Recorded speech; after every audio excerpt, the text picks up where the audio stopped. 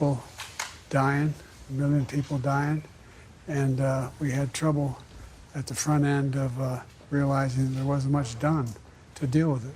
And we ramped up rapidly, vaccinations and the like. And that generated a comment from our host and hostess telling us that they had real troubles. One, the young woman who went to the college graduate, very impressive young woman, owns the coffee shop. She was talking about how she had suffered from post-traumatic stress and all the things that were happening around her and the loss of hope and faith she had. And then the husband, started talking about how he suffered from depression. But when they started to see what was happening, that we were actually investing in the community. You guys know people who've had post-traumatic stress in the military and firefighters and like, and how they began to gain some hope. And they talked about how the increase in the Obamacare being available to them and the $800 extra dollars, how it made a difference in their lives and getting the help they needed from the hospitals that they were dealing with. And they just went on and on about how what happened is once they were able to fund the business, and they got help to do that as well through you and others, that they started to gain faith in what was going on. And then talking to a lot of the business owners here, you've heard me say it before, and I apologize for repeating it because you hear it all the time, but I got tired of, so did Bobby, trickle-down economics, you know. If everybody, if the big guys do well, everybody does well. Well, you know, that may have been occurred, but I'm not a big fan, never have been, that I've always believed that the middle class does well, everybody does well. The wealthy do very well, and the poor have a ladder up. And so they, all of them talked about how the number of people coming into their coffee shop, the number of people coming in the bike shop, the number of people coming in the running store, how the demography started changing. People started to be more engaged. And there's a real genuine sense of optimism. And they talked about child care and how originally when we had passed the legislation that for the child care tax credit, how that altered their life and ability to deal with their medical problems at the time because they had help being able to take care of their kids. And so what we've talked about is we're going to make sure that we're going to follow on. This is not the end of what we're doing. We're going to make sure that there is child care available. It helps everybody. It's not only not a impact on the taxpayer, it generates economic growth. Because when you can continue to work, if you have a child that needs help or needs to be taken care of, it generates economic growth. Everybody does better. And then they talked about, I'm talking to the guys here and other places about the money we got here from the SAFER Act, able to hire more cops, more firefighters, and where you have this training center.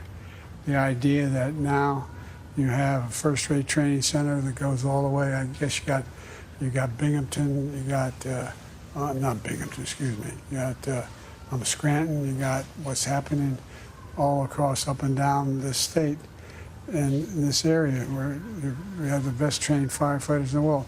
And by the way, it matters. These guys risk their lives, not a joke. And it matters to know they know what they're doing. It matters to know what they're. So anyway, I just came away from this really reassured that what we've done has had an impact, not just here in eastern Pennsylvania, but in the Northeast, but throughout the country. And we're going to do more. The job's not finished. Bobby, you want to say anything? Mr. President, we're glad you're here today. We'll welcome the President back to Pennsylvania here in the Lehigh Valley, to be in the Allentown area, to be in Emmaus today, to meet with small business owners, and to talk about their real lives and their challenges. A lot of those challenges that they had during the early period of his first couple of years as president would have been much more challenging without the American Rescue Plan. Just think about it this way. We're in Lehigh County. This county alone had 70,000 families benefited by the child tax credit. And throughout our state, more than 80% of the families families with children benefited from the child tax credit. So that helped for families, that helped us for small businesses that came from the American Rescue Plan, the investments here from infrastructure, whether it's roads or bridges or high-speed internet. So what we've got to continue to do together is to focus on those real challenges that families face, those small businesses face, get those costs down for families. You know, a lot of those costs in grocery stores are high because of one reason: corporate greed. That's what drove up those costs. The president's been trying to get those costs down. I have as well. One of the best ways to do that is to help those families directly, and to go after companies that are jacking up their food prices, these big conglomerates, and then you go to your local grocery store and the costs are high. So the president's been working to get those costs down, as I have, and we'll continue that fight. I hope Republicans will join us in that effort to lower costs for families. But we're honored to be here with the firefighters and to once again affirm the valor that they demonstrate every day to protect this community. We're just so grateful for your service and the commitment you make to this community. And by the way, all this connected. You know, we've invested because of the Infrastructure Act. I want to get the number right. I think it's roughly how many billion dollars? $145 billion. So for example, you know, when you increase number of jobs, that increases the number of customers.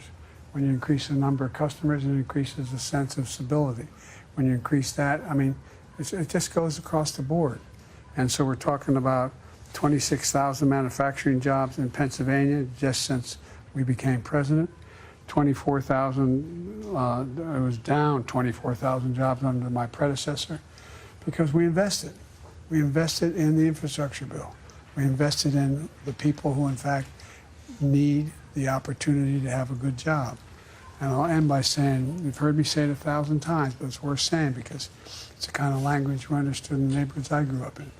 My dad said, Joey, a job's about a lot more than your paycheck. It's about your dignity. It's about opportunity. It's about being able to look your kid in the eye and say, honey, everything's going to be okay. It's interesting, one of the owners of one of the shops, I don't have permission to say the name, so I won't, but I can check if you want me to, saying that I can look at my kid now and say, it's going to be okay. We're going to make it. We're going to make it. A lot more to do. We're not finished, but it's just, this has a self-fulfilling prophecy. And again, I'll give you one last example. We're talking about prescription drugs with the folks. The idea that prescription drugs and us being able to pass a requirement that Medicare has to negotiate drug prices was, you know, people say that costs money. Guess what? It saves the taxpayers billions of dollars, billions of dollars, billions of dollars. It not only takes the burden, for example, insulin. It costs $10 to make, total around $12 when you package it all. They can now only charge $35 on Medicare will only pay out, $35. It was costing $400 or more. Who was paying that? In addition to saving the taxpayer, your taxes aren't having to pay $400. And so we're going to make, by the way, we're going to go back and we're going to make sure it applies to everybody, not just seniors before it's all over. Anyway, thank you. Take a few questions, I guess. Mr. President, polling still shows that more Americans than not still disapprove of your handling of the economy. So what specifically will you do this year to turn that around and make Americans feel better about how the economy is doing? If you notice, they're feeling much better about how the economy is doing. What we haven't done is letting them know exactly who got it changed. That's the part. That's what's happening. If you look at the consumer confidence measures, they're way up. Look at across the board. Everybody's doing better, and they believe it. They know it, and they're just beginning to sink in.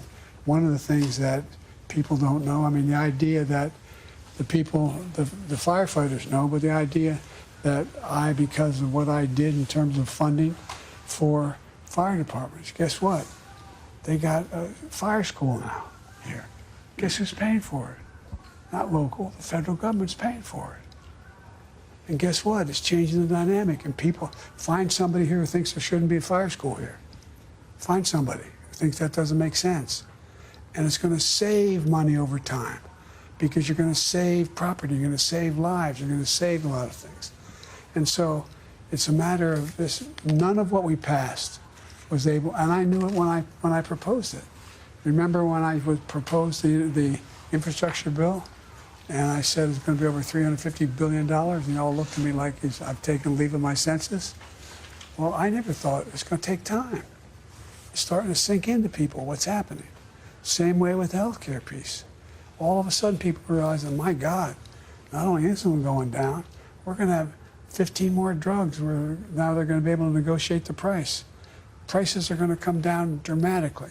And if you have a prescription drug from an American company, you give me that drug, I'll go have it. You give me that prescription, I'll have it filled in Toronto or London or Brazil. Guess what? It costs a hell of a lot less. Same company, same outfit.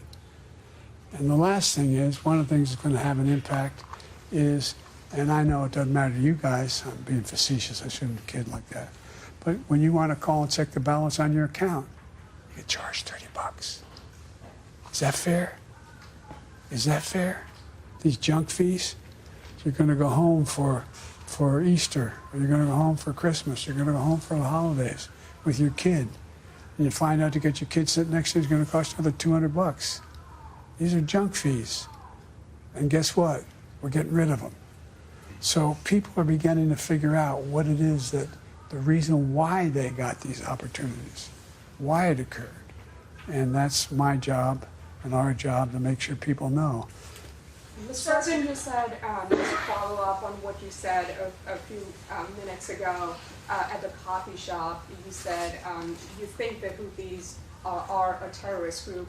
I'm wondering how soon are you willing to designate them as such? It's irrelevant whether they're designated. We've put together a group of nations that are going to say that if they continue to act and behave as they do, we'll respond.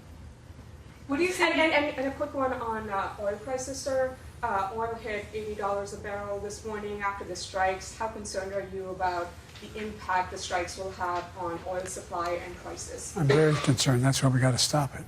So what do you say to members of your own party that believe you needed congressional authorization for last night's strike? I'm sorry? What do you say to members of your own party who are saying you needed congressional authorization for last night's strike? They're wrong, and I sent up this morning when the strikes occurred exactly what happened.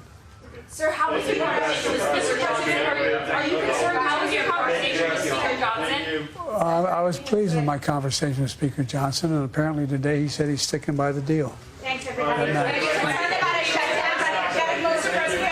Guys, thank you. Thanks, guys. Bye. Watch that.